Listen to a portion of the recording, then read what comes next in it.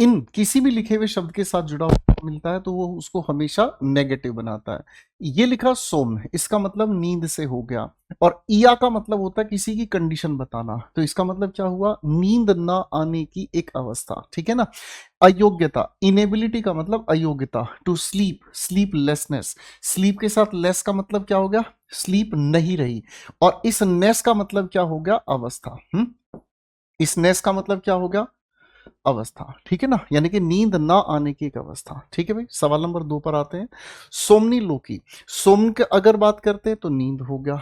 L O Q का मतलब क्या होता है, बोलना, ठीक है ना भाई, ये पिछली क्लासेस में भी हमने समझा है।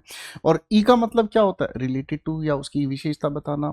नाउन हो गया, यानी कि जब कोई भी इंसान नींद में बोलने का काम करे, the act of talking in one sleep. अब सोचो, किसी इंसान को, किसी लड़के को मान लीजिए नींद में बोलने की आदत हो।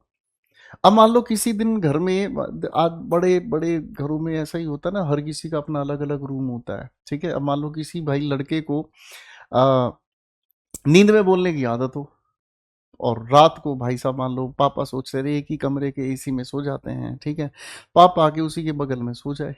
अब वो लड़का नींद में बोलना शुरू कर दे और भाई साहब करवट बदले, और जैसे ही पापा के सिर पे हाथ लगे, पूजा तुम्हारे बाल कम कैसे हो गए पूजा, पापा एकदम उठे मारे चपेट खींच के। फिर समझ रहे हो सुबह उठते ही क्या होगा, सुबह उठते ही भाई साहब उस लड़के के लिए रिश्ता ढूंढने लगे जाएंगे, हाँ ये पूजा के चक्कर में नहीं तो मारा जाएगा। समझ रहे, नींद में बोलने की आदत, बड़बड़ाने की आदत।